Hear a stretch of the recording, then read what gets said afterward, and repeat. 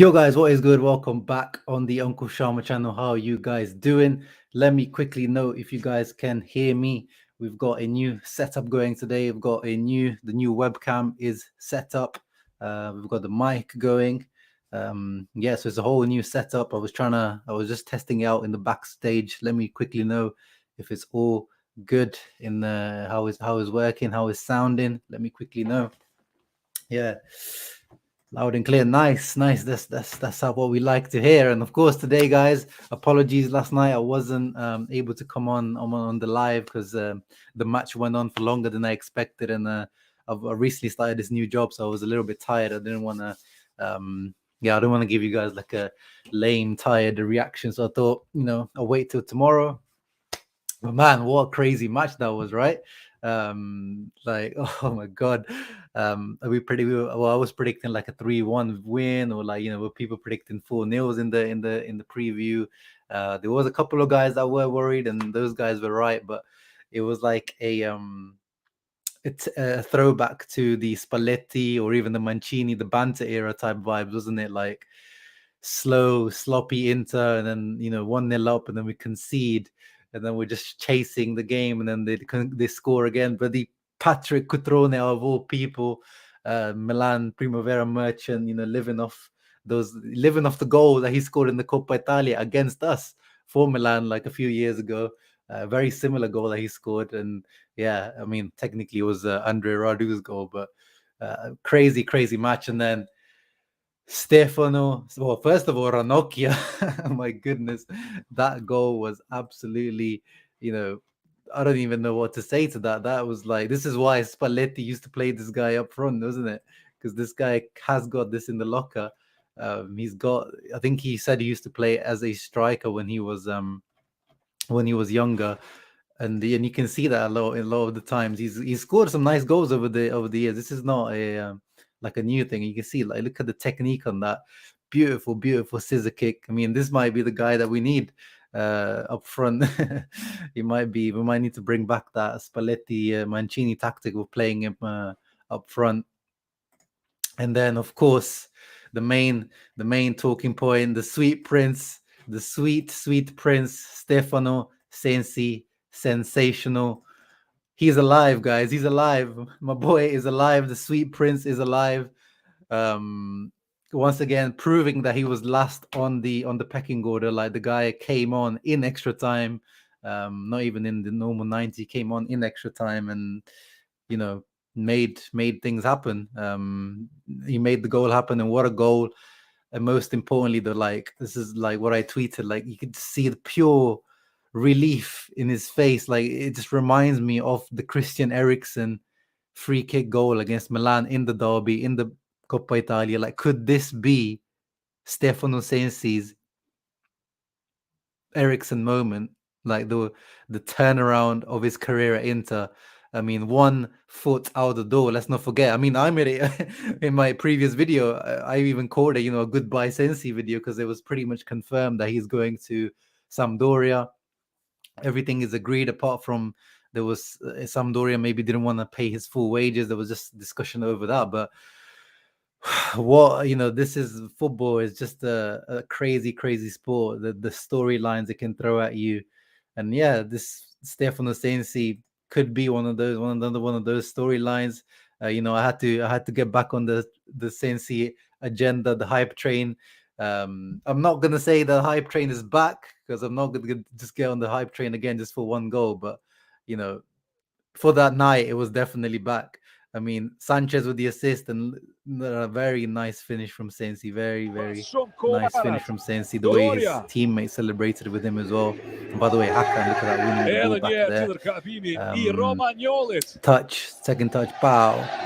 Deserves it, man. Fully deserves it. I'm so happy for Stefano Sensi. And yeah, let me get into the comments. I know some of you guys have been waiting here for a little bit longer, and I appreciate you guys. I apologize for the little delay. I was just setting everything up and getting some stats up that I'm going to bring up in a minute. The artist Javier, Team Sensi in the house. What's up, bro? Hey, I'm loving the Sensi. I'm loving the Sensi love in the house. Matthias says, yeah, we saw the most Pazza Inter game in years.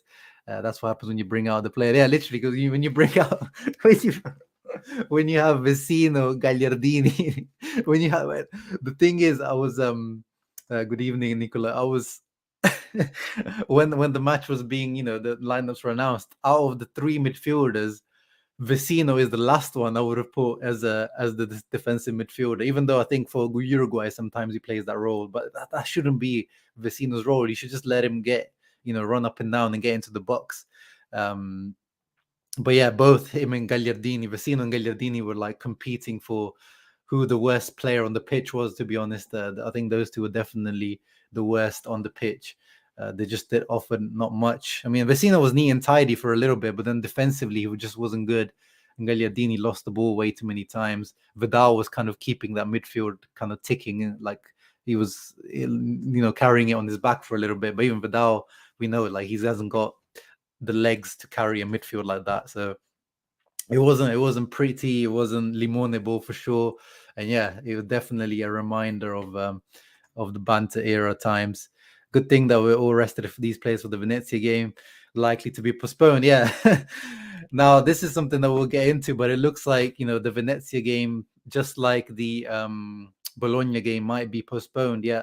So if you had plans instead of watching Inter, I think you might as well just keep those plans, because I don't think it's going to go ahead, because the new ruling from what I read is that if there's going to be 9 players positive from the 25-man squad in the Serie A, the game gets postponed. And Venezia are currently on 8, and apparently they've announced that there's one more person. It could be a staff member, but they haven't announced who it is. So honestly speaking, I think it's going to be another one of those Serie A moments where Inter will probably turn up at the stadium and Venezia won't. Like, I'm not very hopeful at the moment how things are looking. So, and it's a shame, because once again, this means if Inter don't play this game, we won't get to watch Inter for a couple of weeks, because then the South American international break is coming in. So we won't get to see Inter until February now, if they don't play against Venezia, which is, a shame. So I hope it goes ahead, but honestly speaking, at the moment, it doesn't look great. Yeah, Harry, I really do hope this is the turning point for Sensi like Ericsson. Here for the Sensi Hype Train, Mehdi in the house. Any news on this transfer? Yeah, so according to a few of the reports there, I mean, even last night, I saw a few reports that the transfer has already been delayed because of Correa's injury, which I'll get to in a moment. But because of Correa's injury and the fact that Sensi can play up front, we've seen at the beginning of the season he played as a second striker against Genoa, if you guys remember, in the first game. So he can potentially cover that role as being the fourth striker, like Correa has been. And in general, if anyone else leaves, then numerically we're not quite there. So I think for now they're holding off on that deal. I'm not saying that 100% he's going to stay, and I'm not saying that just because he scored that goal now that he needs to stay. But I think it's more about the Correa injury, which we don't know how serious it is, but we will have to see. So for the moment, I think he's going to have to stay just because numerically we need him. And apparently even Sampdoria haven't even agreed fully, because as I said, there was disagreement on whether they're paying the full wage, the full salary for him, or Inter are going to contribute for a little bit. So for that reason, I believe that Sensi is going to stay for a little bit. And yeah, it could really be one of those moments. But again, with Sensi, it's not even about, there's no doubt about Sensi's technical ability or him as a player. I don't think Inzaghi even doubts him as a player. I don't think Conte ever did. Roberto Mancini is even apparently talked to Sensi about, pushing him for the Sampdoria move, because he wants Sensi to play regular football so he can get back into the national team. Mancini put Sensi in the national team for the Euro squad, even though he barely played last season at Inter. Like, he went against all his other choices. Like, that's how much Mancini likes Sensi. Because Mancini, with a lot of his choices, apart from the key guys like Verratti, because he's been injured, like he took guys that he felt like were on form to the tournament.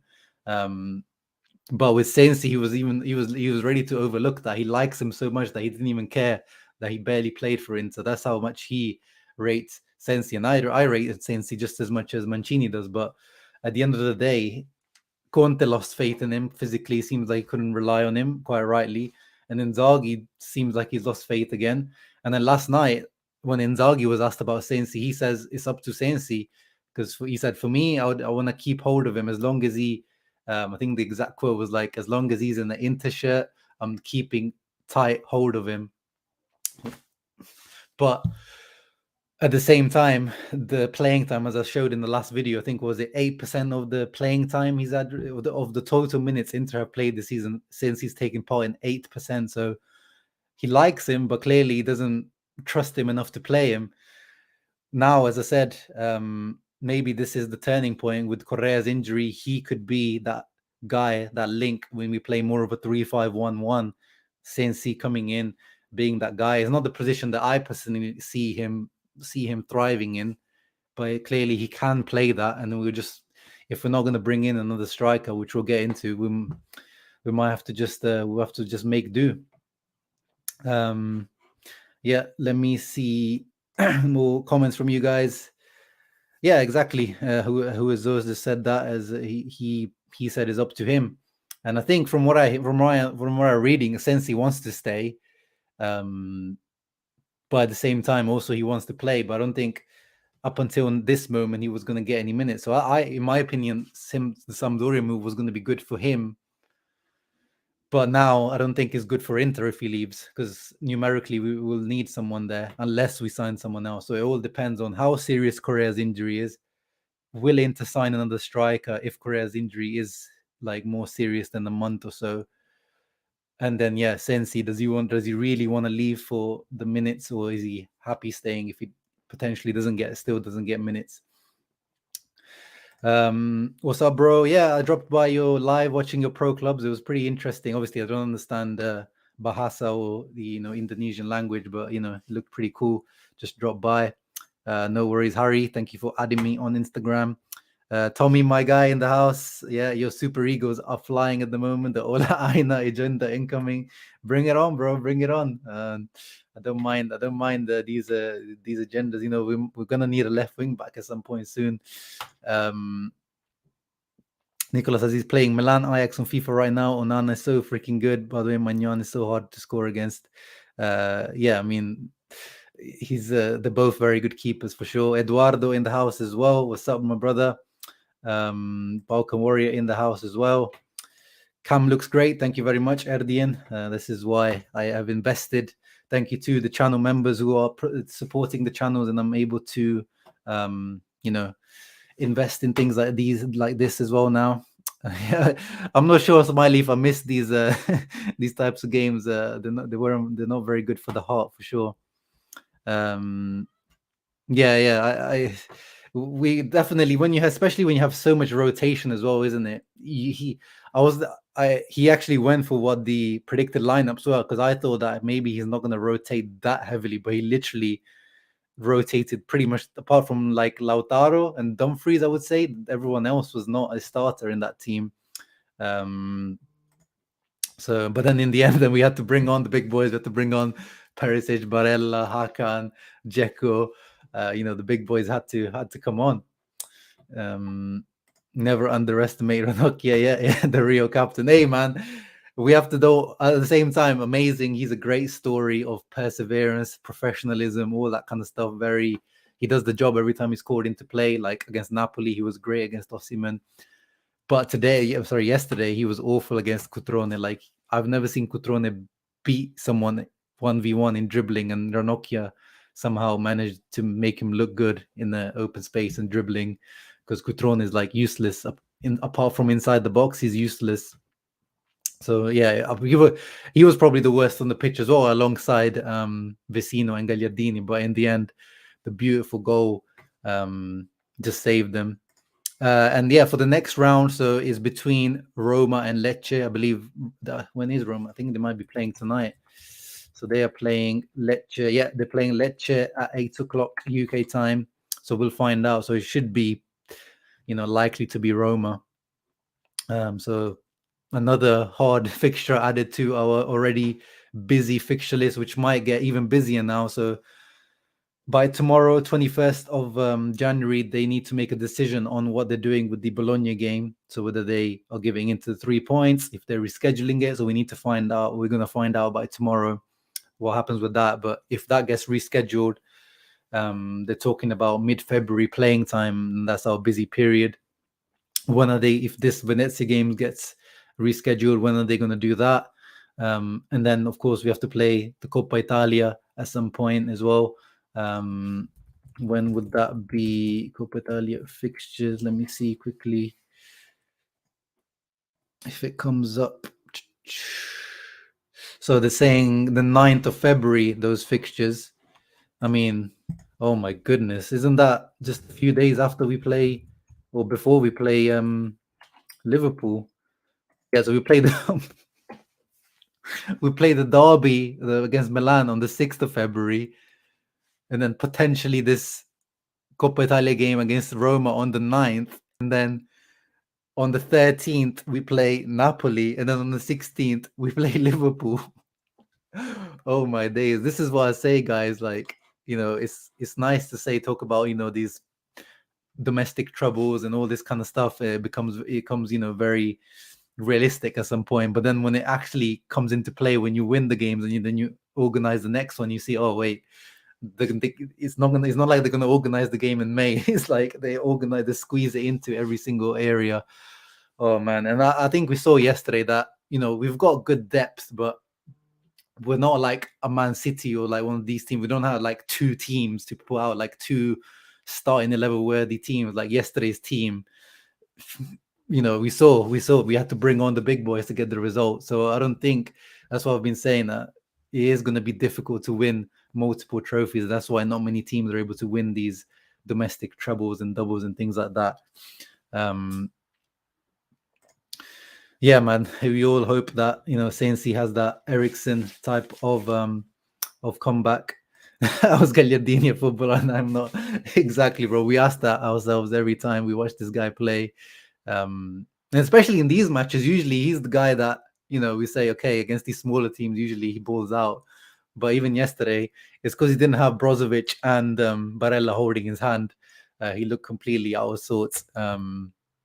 But I think yesterday we saw as well, like, that was the first time, I believe, since like May that Brozovic hasn't started a game for Inter, and you see how much we miss someone like Brozovic, just controlling the midfield, the tempo, the interception. I really missed him more defensively yesterday, more than really anything else. It just felt like every time Empoli attacked us, there was no midfield, there was no filter. They were just like straight onto our defense. I saw Conte last 10 seconds save by Bergwijn. He's inserting that never die attitude into Spurs already. Michael says hopefully we'll be ready for the Liverpool match in a few weeks since he's class if he can stay fair. Yeah, there's never been a question about his ability, just his fitness. Don't think it's the same as Ericsson. Since we know he fits in, it's his fit. Yeah, exactly. We're comparing it in terms, I think it's just terms of a storyline, that this could be the moment of his revival. But yeah, the problems were completely different. Ericsson, Conte just didn't rate him until a certain point, and until he needed, like, there was injuries in the squad and he needs to come in. So at the same time, if there's Correa injury, and let's say, God forbid, anyone else in midfield gets injured or up front gets injured, then Sensi comes into play. So there is a little bit of a parallel, but yeah, it's quite a different storyline. And if he gets injured again, then we're back to square one. We know the vicious circle of the Sensi story at Inter is like, plays well. Well, actually, that was only that 1-2 month period where it happened, but plays well.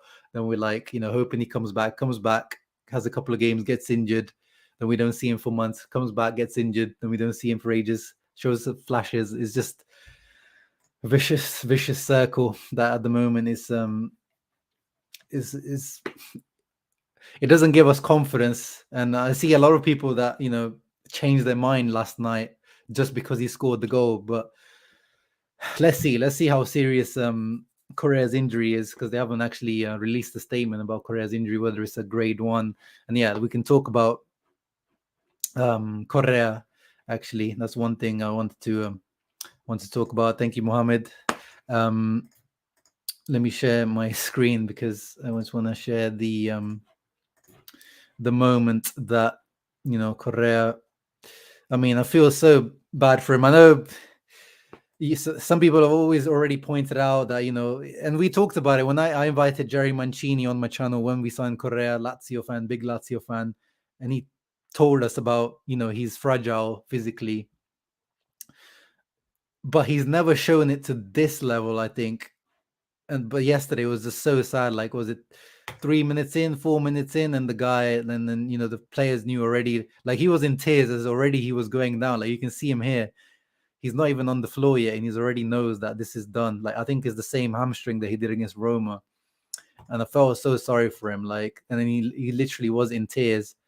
It shows you how that much that means to him, man. Like, I know people are even making fun of him or even angry at him, but there's nothing he can do about this. He's made of glass. And yeah, I mean, I've maintained from the beginning that he was overpriced, but I like him. I like Correa. But yes, he was definitely overpriced. And right now it looks like we've taken an L on the transfer market. There's no two ways around that. And it was there. The injury history was there. We looked at it before he joined Inter, but it was never this bad. Like, you see, like, last season he had a few injuries. He had 3 injuries, but he only missed a few matches here and there. But he's already doubled that. Like, you see that he gets little muscular injuries, but nowhere near like the Sensi level. But there was already, the red flags were there, and we talked about them when we signed him.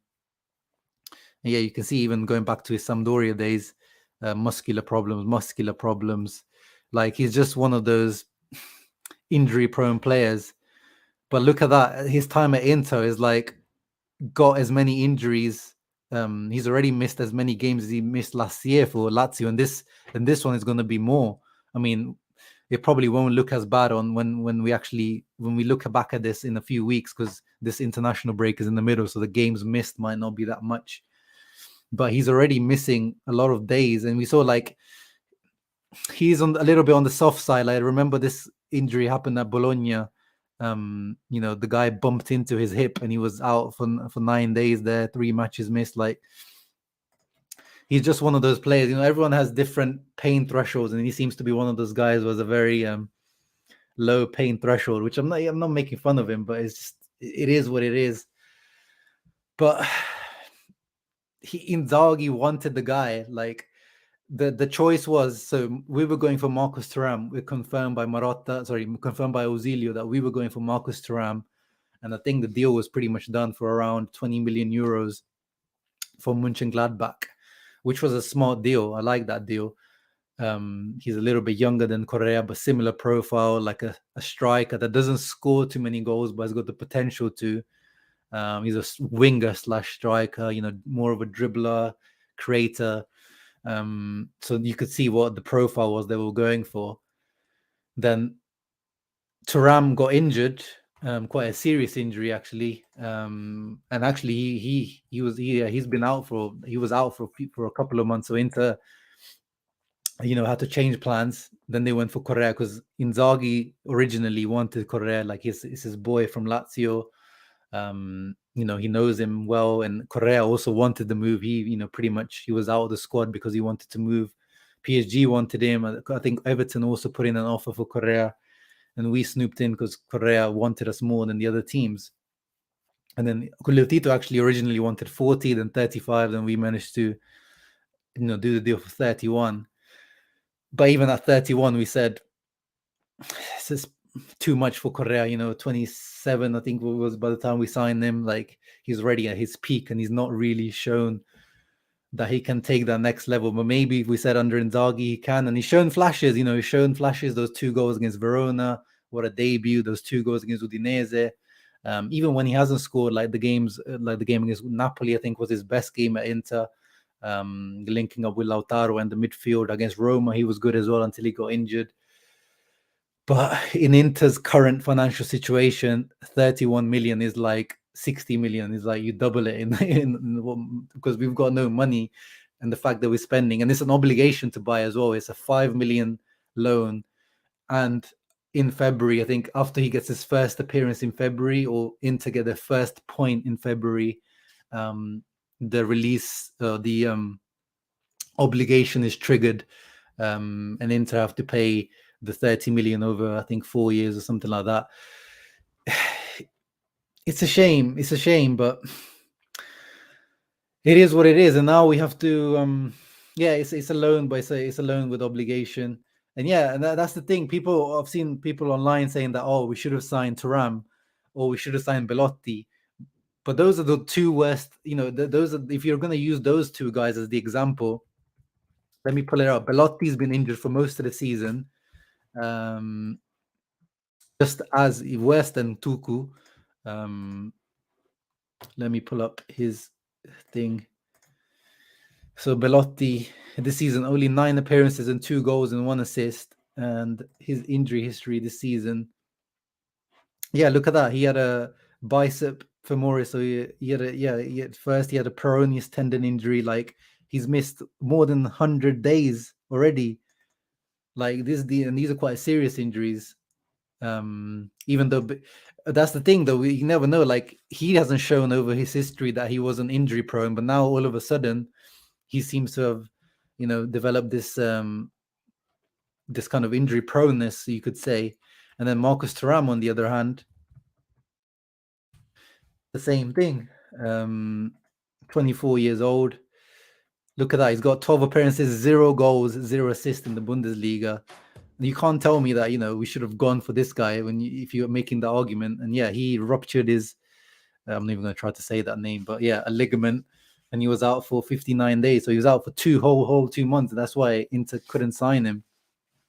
And again, like, he hasn't shown any history of being injury prone. So it's that happens on the market sometimes. It's easy to say that, yeah, we shouldn't have signed him because he was always injury prone, which is true. But then look at what's happened with Thuram and Belotti. What's to say that they wouldn't have got injured as well? But it is what it is, man. I'm not going to dwell on it too much, but I just hope that Correa comes back. Hopefully he's not too serious and he's not out for like more than a month. And we need him to come back, because now, like, this is what happens. Like, once you get to that level of so many injuries, you get like Sensi, and no one wants to touch you. Like, who's going to pay anywhere near 30 million for Correa if he continues being injured like this? So we need him to stay fit a little bit and start, playing and actually performing a little bit on the pitch. So if we want to sell him in the summer, we can actually do that. If PSG are still interested, or if Everton are still interested. So let's not just give up on the guy. But yeah, I have to admit that this, for now, is definitely an L on the transfer market from Ozilio and Co. and Beppe. Yeah, I mean, let's talk about who potentially could come in. So if Inter need to replace Correa, put some names. Let me see what names you guys are coming up with. But I'll pull up the names that I've seen linked with us today and yesterday.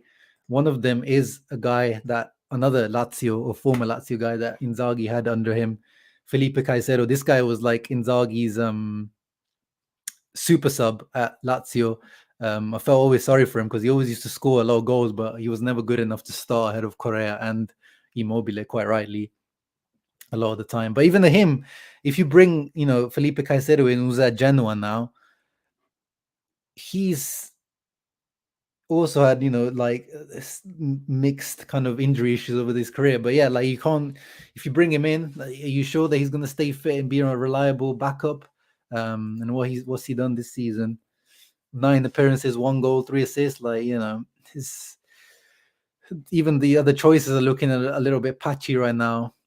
And then the other option that's been talked about, potentially, because he's a free agent right now, Diego Costa. So he was at Atletico Mineiro, but now he's without a club. He's only 33 years old, actually. I mean, he's always looked like he was about 40, even when he was like in his 20s. But he's still only 33. Let's see what his stats are looking like over the last few seasons. you know, 4 goals in La Liga. He had 7 appearances, 2 goals for Atletico, 5. You know, he could be that kind of, you know, just makeshift for the moment guy that you just bring in on a free transfer. Also, it depends, you know, what his fitness is like at the moment, because we don't want to do what Milan did with Mandzukic. Because last season, if you remember Milan, and I was quite jealous of that move for, because I thought, you know, because Inter wanted a vice Lukaku or something, just wanted to just bring in to be a vice Lukaku, and I was like, why is not Inter interested in Mandzukic? But then we saw, because Mandzukic was so inactive, he was over, I think he was without a club for a year, even though he was keeping himself fit. But when you come from just such a long inactivity at that age as well, you just seem your body just can't handle it. So he just kept getting injured. So that's the thing with the if you bring in Diego Costa as well, who's been quite, you know, inactive over the last few years. So I'm not 100% sure, but you know, it could be worth looking at as just a makeshift last minute option to bring in. Obviously, he's an interesting character as well. But yeah, what do you guys think of that? Let me see what you guys are saying in the comments. Yeah, I mean Alvarez. Yeah, that's the summer. We're not. I don't think we're going to be able to bring. We're not going to be able to pay 20 million right now for Alvarez. I think that's something that we might have to wait till the summer to do. You're not a fan of Ben Sebaini, even though, oh yeah, Algeria just lost, didn't they? I'm guessing he had a stinker. But I saw your comment before as well that you said that you don't like Ben Sebaini, even though you are Algerian. So that gives me, I feel like I should trust you on that one. Sandra says Alvarez, Martial, Scamacca, Raspadori. Yeah, I mean, yeah, you could see if there's potential other loan options, like if Martial is out of, you know, favor at United, as a possibility. No, he's not. The lowest the payment will be 80 million. Sorry, don't know what you're on about there. Oh, you're talking about the Vlahovic comment. Someone said Keston's not a fan of Diego Costa. Imagine Costa and Vidal. Oh my god, yeah, shithousery all over. Lord Figo, Simi. Oh yeah, Simi. Yeah, you could even say Simi. You know, but you're seeing that he's not even done anything at Salernitana, the poor guy. But yeah, I think even someone like that, very cheap option. If Salernitana give him Brothers of the World podcast saying, please no Caicedo, Luis Suarez. Oh yeah, what's he doing these days? Is he a free agent as well? Or is he still at what's he doing? No, he's still at Atletico. Or is he been announced? I'm sorry, I haven't kept up with news about Suarez. Is he available? Is he like not? But yeah, I think with Suarez, his wages are very very big. There's no way they're gonna bring him in with those kind of salary. It's gonna have to be someone cheap, like someone they just bring in 6 months just in case. If you are seriously looking for a striker, then let's try to get Raspadori. Vlahovic will end up in the Premier League. Yeah, but the problem is, I don't think we have the capital to put. That's the problem, guys. We have to delay the players that we need to put money down for. We're gonna have to, I think, delay them for the summer, because I don't think Inter have any actual capital to put down. That's why we need either players to leave to make budget and the wage budget, or actual money coming in. If someone buys Vecino, someone gives us 2 or 3 million, like we don't have that money to put down up front for a guy. And because even if Sassuolo, if you manage to somehow convince Sassuolo to let Raspadori go on in January, which is going to be very hard, you're gonna have to put some money down, even if it's a loan with the obligation or option. Like, you're gonna have to put some money down up front, and I don't see that happening. I think we should look to like there's like more of the loan market. Like, the Martial option intrigues me because he's very similar type of player to Correa, like a winger striker hybrid, who can be the link from midfield to attack, build pace, build dribbling. Secret of Truth says Diego gonna get more red cards than goals. Yeah, yeah, that's true. Noor likes the Costa idea. But Tezis, Kamaka, Kostic, yeah, we're gonna speak about them in a minute. But yeah, they are definitely Must-haves. It's Hristo, my boy. Suarez was close to going to a club in Saudi. I think we should go for him if you have no chance. Yeah, again, it's the wages issue, I think. We got some more Nigeria propaganda in the house. Yeah, I wouldn't be against it. I mean, he's a bit of a dusty baller, Simi, but if he'll do the job for very cheap, and be that he would, but then he becomes more of like, then he becomes the Costa, Simi. They're more like the Jacko alternatives, aren't they, rather than the Correa alternatives. But again, I think we just need to pad out the make it a front four again. Cavani might also be loyal. Yeah, but again, he earns a lot at United. I just don't see us bringing in someone like with such high wages in. Oh, my boy Vivek says Suarez is available in summer because he's been rejecting offers from Atletico, wants to join. Yeah, I could see him doing something like that, man, because Villa can afford, funnily enough, Aston Villa can afford more than Inter. They can afford to pay Suarez whatever he wants. Just imagine Simi going from 20th to first in a few days. Yeah. First thing we need to do, though, if we sign Simi, is get him a fresh trim, get him a nice fade. None of that, dusty fade, none of that dusty haircut that he's got right now. We need to get him a nice fade and someone to manage his Instagram. We could go for Simeone from Verona. He's on loan currently from Cagliari, so I don't know how that works. I don't know if he's even allowed to do that, because wouldn't he be registered to? I don't know if he has did he play a game for Cagliari at the beginning of the season? Because then we can't. But yeah, he could be. But again, how are you going to convince? First of all, you need to convince Verona to cut the loan deal short, which they're not going to do because he's carrying the team. And then you need to convince Cagliari, who might need someone like him as well, to give him to us. And Cagliari, they're not even doing us a favor, even when it comes to Nainggolan and these guys. So I expect nothing from Cagliari. Simi is cheap, can do a job for Dzeko, and Simi can score. Just his team is very weak. Yeah, of course, his team is super, super weak. Probably, not probably the worst team. Emira, yeah, I mean, I enjoyed it, but not too much. It wasn't the most enjoyable game. On a visual, that Vidal, Gagliardini, Vecino midfield wasn't great to watch. Ranocchia getting killed by Cutrone. It wasn't a great watch, to be honest. Darmian wasn't great as well, by the way, guys. He was quite quiet, and I think Dumfries is definitely. Then going back to yesterday's match, Sensi was definitely man of the match just because he got the winner and the whole story side of it. But I think Dumfries or Sanchez were probably my man of the match from last night. Sanchez got the assist for the winning goal. In general, as usual, creating stuff. But Dumfries actually had 2 assists. He had the assist for the Sanchez goal, and then he had the assist technically for the Ranocchia goal as well. And in general, he was a threat on that right hand side. So Dumfries is definitely overtaking Darmian.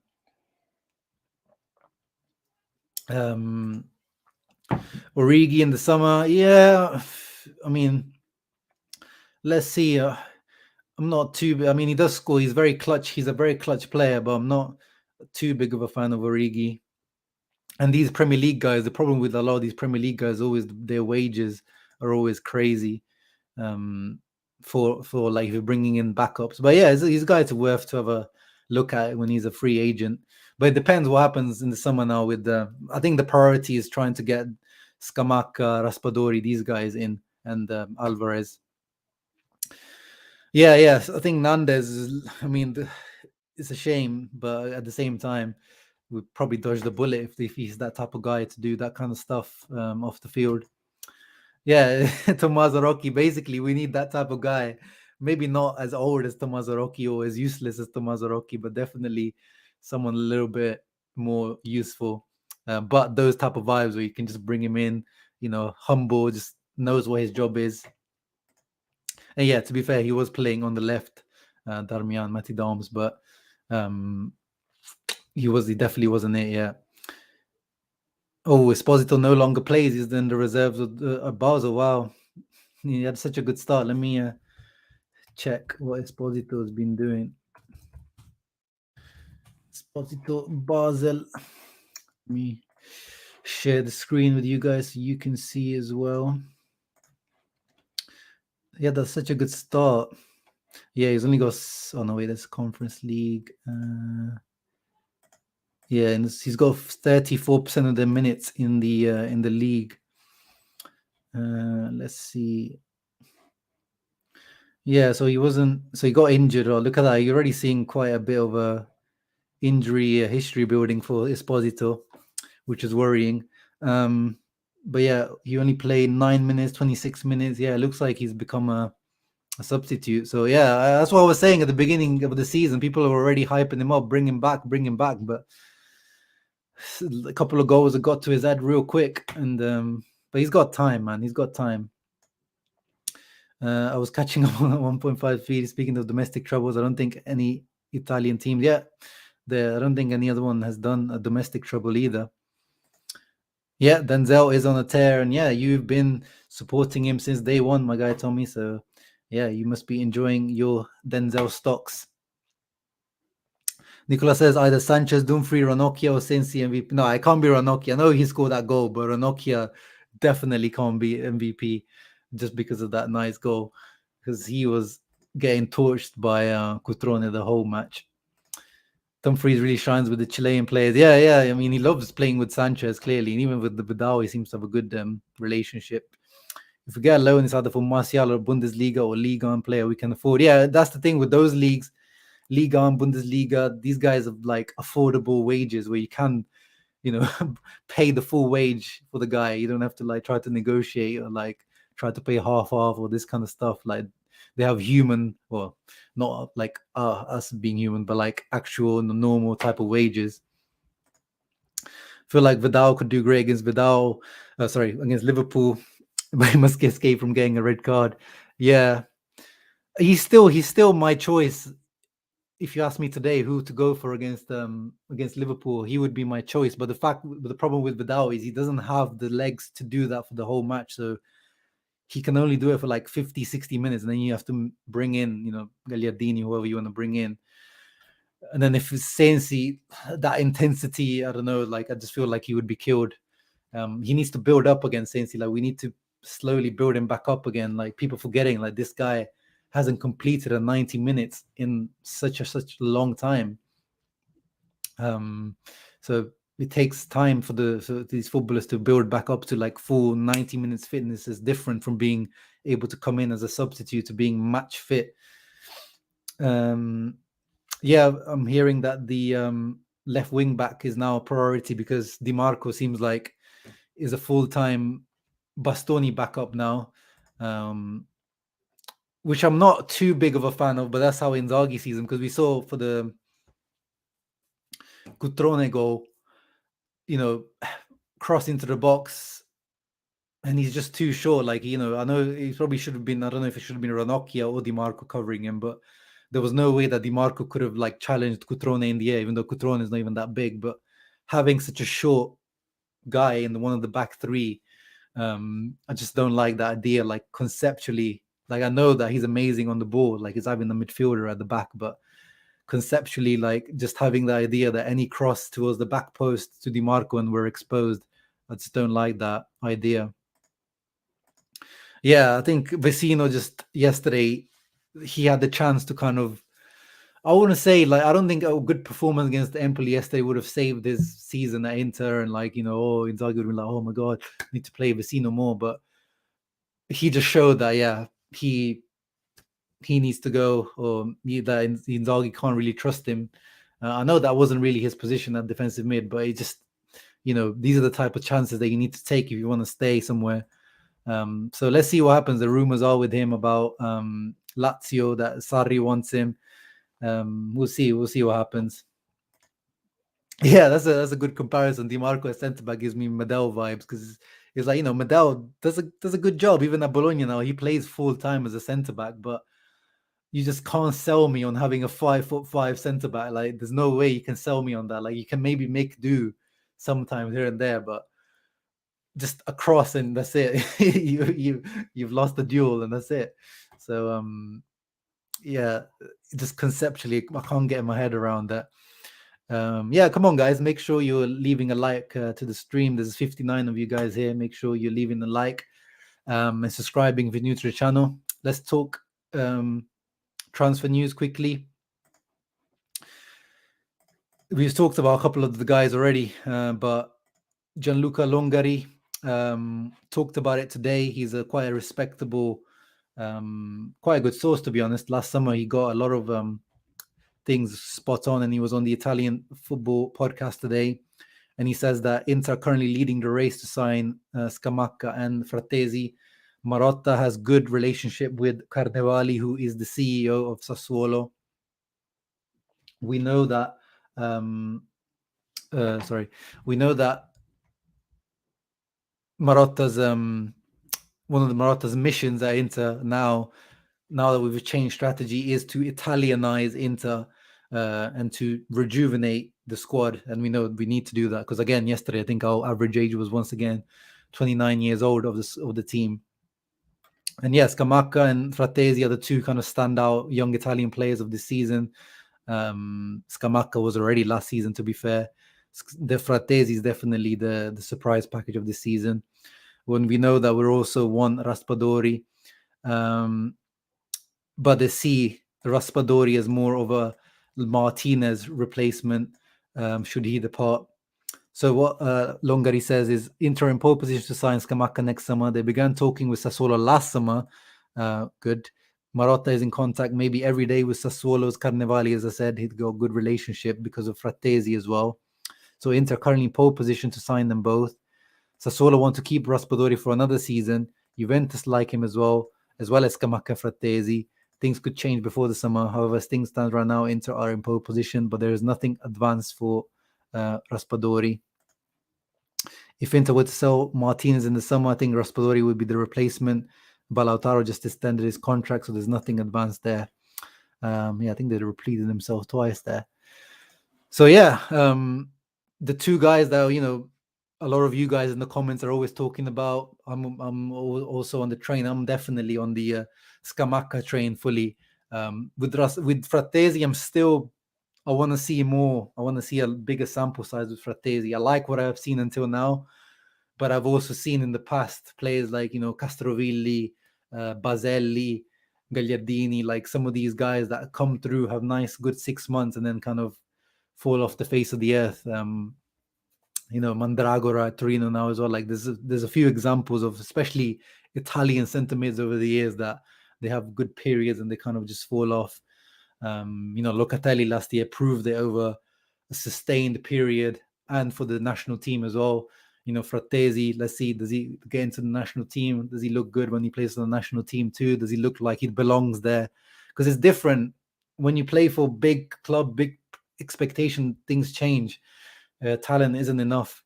So I like what I see from them. And then I really like Raspadori as well, but Raspadori is definitely a second striker, like he's a diminutive little, feisty little guy, very technical. I really like Raspadori as well, but we're not going to be able to sign them all. Like they won like 30 million plus for Raspadori. Apparently they won 40 million for Scamacca, 25 million for Frattesi. We're not going to be able to buy all three, and I'll be surprised if we even buy the two. So let's see how things work out and how much money we actually get in the summer, how our financial situation looks. Pinamonti could potentially be our trump card, but again, he had a good start to the season. Some people were saying, try to call him back or even, but the problem with Pinamonti is his salary. I think if it wasn't for his salary, he would be very interesting to a lot of teams in Serie A, but he earns, I think, around 2 million net, which is just ridiculous for mid-table Italian Serie A teams. They can't afford that. So every time there's a Pinamonti conversation, is probably first is like the club is asking, Inter, are you going to go halves with us on this wage? So that is a big issue when it comes to Pinamonti. And there's Pirola, Radu, but again, Pirola, I looked up his stats. He is not really playing at Monza, so his value is definitely decreased already. And Radu, he only plays once every full moon, so what's his actual value as well? So it becomes difficult to put like, good value to these guys in these deals. And like, why would Sassuolo want these guys as well? Like, what have they shown to be worthy to be like mid-table Serie A team? So we'll see, but definitely, I like that we're being linked with these types of guys now. We're back to the original strategy before kind of Conte came with the, I want Ashley Young, I want Vidal, I want Kolarov, I want these ready-made, experienced guys. And yeah, going back to the Tucu Correa thing, we gave Conte everything he wanted. We said, okay, forget Tonali. We had an agreement with Tonali. The Brescia president confirmed that he had an agreement with Inter already to sell Tonali, but Tonali wants to go AC Milan, but Inter themselves pulled out of the deal because they went for Vidal instead. We went for Ashley Young. We went for Kolarov. We went for these profiles that Conte wanted. We pushed the boat out to get him Lukaku. We did, everything Conte wanted. With Inzaghi, he wanted, one guy. We took away Lukaku from him. We took away Hakimi from him. We didn't take away Eriksen, but Eriksen went away. I know a lot of the times you shouldn't always listen to what your coach wants, but at the same time, the guys coming in, let's not forget the period that Inzaghi came in. It wasn't easy, everything that was going on that summer. So there was that, you needed to appease Inzaghi as well. So I guess you could say that Correa was kind of that gift for Inzaghi to welcome him. And then maybe it's not going to work out. But at the end of the season, if we win a Scudetto, Correa would have contributed to that with some of his goals. Let's see what happens by the end of the season. But, it will have contributed in some ways. Hey, Ricardo, he's in the car. Make sure you're not watching me, just listening to me. You keep your eyes on the road. French guys are must have these days. They are so creative. Yeah. But with the French guys, over the last few years, we've seen there's a lot of things off the field with these French guys. So I'm not going to get into the particulars, but they've been a hit and miss. Should we sell Sanchez? We won't be able to sell Sanchez for sure. With Sanchez, has always been because of his salary. We have to either let him go on a free somewhere or cancel his contract, which we would have to pay towards. Which would almost look like we were about to do at some point. There were rumors that we were going to do it because he was getting injured again and again. But now finally, fingers crossed, he's looking, fit. And once again, man of the match performance against Empoli again. Yes, he did have a stinker against Atalanta, but everyone, it wasn't a great game in general. But he's an added value now, Sanchez. So I'm happy that he's actually, fit. But we have to pray in this international break that Chile, with Chile, he doesn't get injured. At least Vidal isn't going, but Sanchez, I hope he doesn't get injured, man. He's finally putting up, regular performances. This is probably the most consistently he's played and started at Inter in this. This is his third season at Inter. So yeah, look at how long we've had to wait for Sanchez. With Correa, we're already losing patience, a few months in. With Sanchez, he was out when we signed him from Man United. He had a few weeks at the beginning, and then he was out for like 3 or 4 months. Like it was quite a serious injury the first season under Conte with Sanchez. And at that time, we were still, paying half of his salary because he was on a ridiculous salary at United. But, he's been an expensive player, Sanchez, when you factor in all the salary we've paid. And now he's really finally becoming a regular starter. So, let's not, give up on Correa too quickly. Hey, man, Nicola Pepe, I'm holding some little stocks in the guy. It looks like he could be potentially, AFCON player of the tournament up until now, or like, coming into the later stages. I really like Pepe when he burst through at Lille. I actually wanted him at Inter when we had Spalletti because he would have been. I think he could be like a Berardi. I think he could walk this league, Pepe. So I hope like Milan or these other teams are looking at him because I think Pepe would be really good in this area. But it definitely hasn't worked out at Arsenal. I think so. Well, it depends on what Inzaghi thinks of him, but I think he's definitely going to come back in the summer. And I think we definitely need someone to be the vice Brozovic. Like, you can't always Brozovic be the unsubstitutable. We can't always just rely on him. Like, we need to rest him as well sometimes. Yeah, exactly. From 99 to 100%, what are the chances? Hey, man, let's be positive. That's one thing I hope. Sanchez, Correa, both injury prone. At least try to rotate your injuries, guys. Correa's injured now. At least hope Sanchez stays fit. And when Correa's fit, if Sanchez needs to get injured again, just do it when Correa's fit. Like, we can't have them both injured at the same time, because then it's just Lautaro and Dzeko, and then Sensi if he stays now.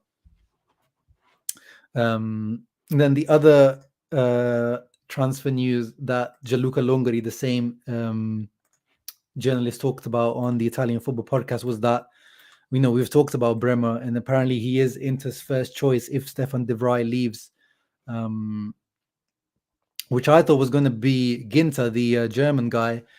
But a few of the German reports say that Inter are actually not interested. So there's been conflicting reports about Ginter, even though he's going to be a free agent.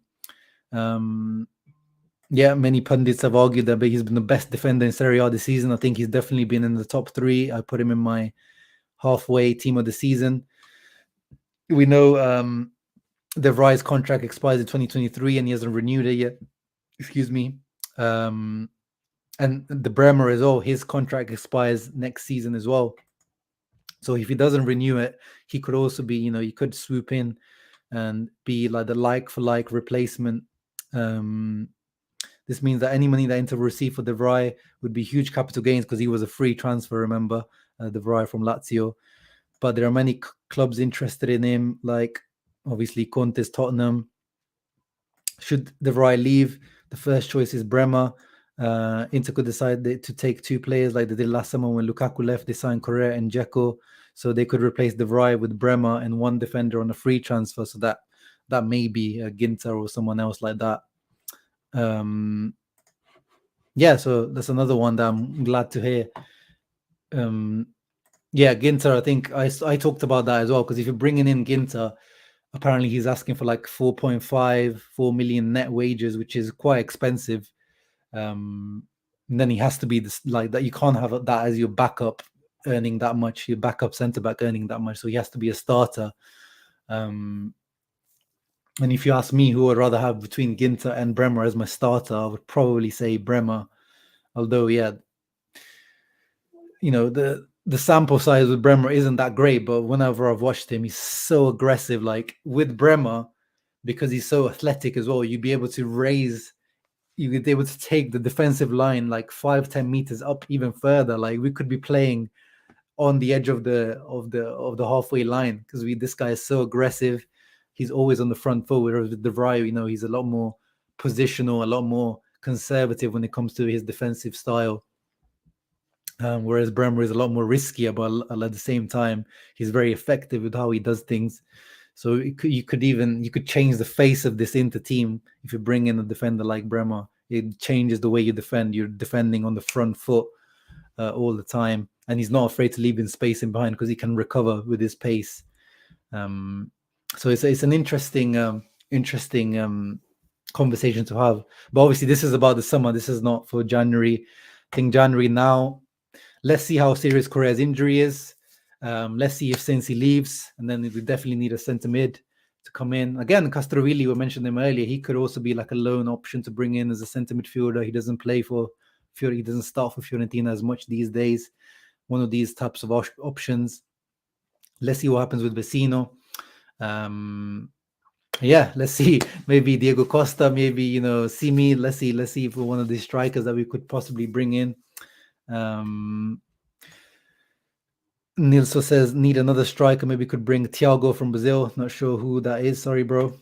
Did you notice we don't have any attacking left-footed players? Some time ago, we had Recoba, Vieri, Martins, Adriano, all left-footed. Yeah, in general, in football, is less for left-footed players, I feel like, over this new generation. But yeah, that's why I wanted Vlahovic.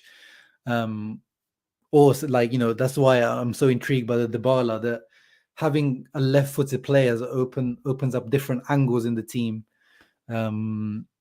Like having the left-footed guy from the right, it just helps cutting in a lot more So yeah, I think definitely like you need one left-footed guy in our strike partnership up front. But the thing is, Dzeko's quite both-footed.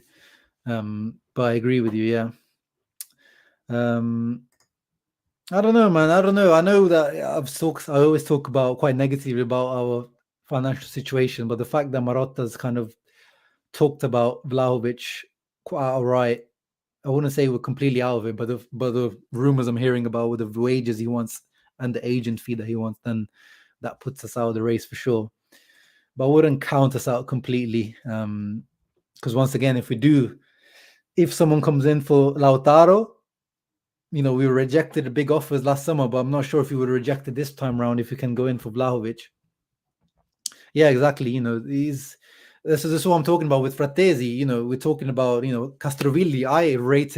I felt like he had more ability than Frattesi. He had ball carrying, dribbling ability from a centre mid, which I find is quite rare.